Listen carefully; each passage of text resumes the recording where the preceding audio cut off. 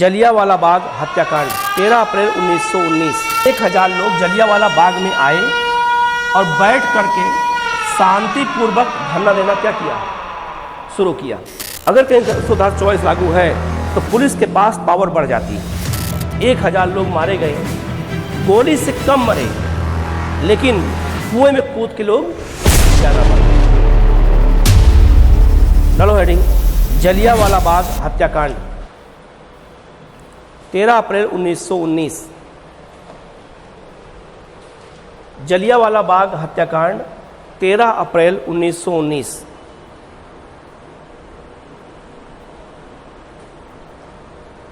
अप्रैल 1919, ठीक है। कहाँ है जलियांवाला बाग? अमृतसर, पंजाब के अमृतसर में, ठीक है। जलियांवाला बाग अमृतसर में एक ऐसा बाग था, एक मैदान था, उसका नाम केवल बाग था। उसमें आने और जाने के लिए केवल एक ही मार्ग था, वो एग्जिट करने के लिए और एंट्री करने के लिए केवल एक ही मार्ग था आने जाने का। चारों तरफ से ऊंची ऊंची दीवारें थी। कोई गया है यहाँ पे? नहीं गया, कोई बात नहीं है। इसके बीच में एक कुआं था। क्या था बेटा? उसमें पानी था, उसी पानी निकाल के यहाँ पीते थे। किसी कोई सभा करना हो, शादी विवाह कुछ भी जो है इसी मैदान में होता था। जैसे आजकल शहरों में देखा होगा, पार्क में कोई न कोई फंक्शन रोज लोग करते हैं, क्योंकि और कोई जगह होती नहीं है शहर में, तो यहाँ लोग करते थे। तो यहाँ जलियांवाला बाग में लोग इकट्ठा क्यों हुए थे? तो रॉलेट एक्ट के कारण पंजाब के 2 नेता डॉक्टर किचलू और डॉक्टर सत्यपाल को गिरफ्तार कर लिया गया। किस कानून के तहत? रॉलेट एक्ट के तहत, शक के आधार पे। और ये 2 लोग बहुत मशहूर लोग थे वहाँ पे पंजाब के। तो यहाँ पर करीब यहाँ ध्यान देना है, पंजाब, इस समय पंजाब के गवर्नर कौन थे?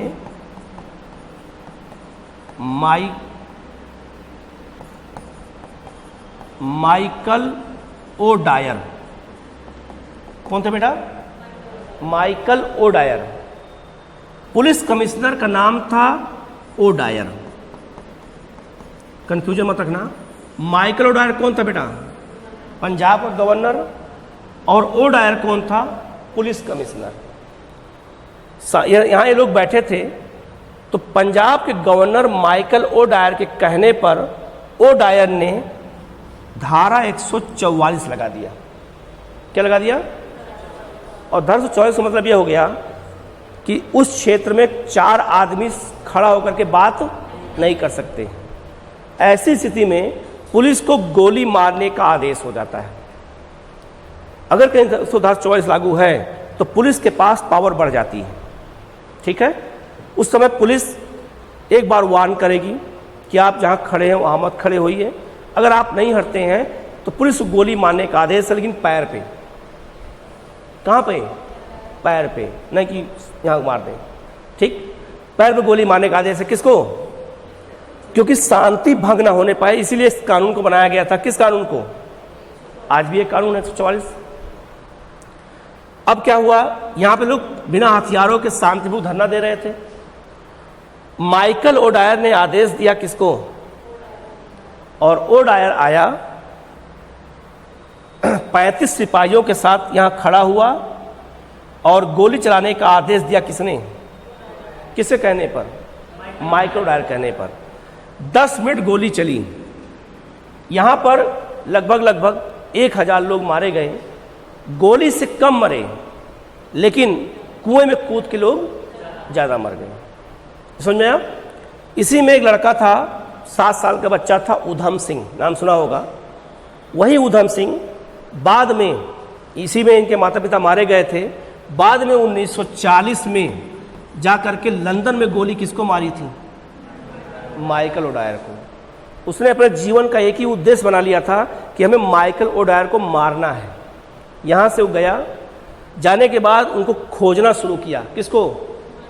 माइकल ओडायर को। बाद में माइकल ओडायर मिले, उनके ऑफिस में नौकरी किया विश्वास जीतने के लिए। और जब उनके पास पहुंचा किसके पास? माइकल डायर के पास। तो एक मोटी सी किताब ले रखे थे उधम सिंह, और उसी किताब को बीच में काट करके उसमें बंदूक छुपाया था।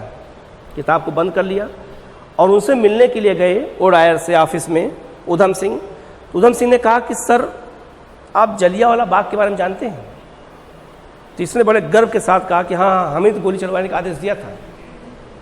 तो उन्होंने किताब खोला, बंदूक निकाल के गोली मारने से पहले कहा कि यहाँ मैं भी था जब आपने आदेश दिया था, उसमें मैं भी था, और गोली मार दिया और कहा हमारे जीवन का एक ही मात्र उद्देश्य क्या था?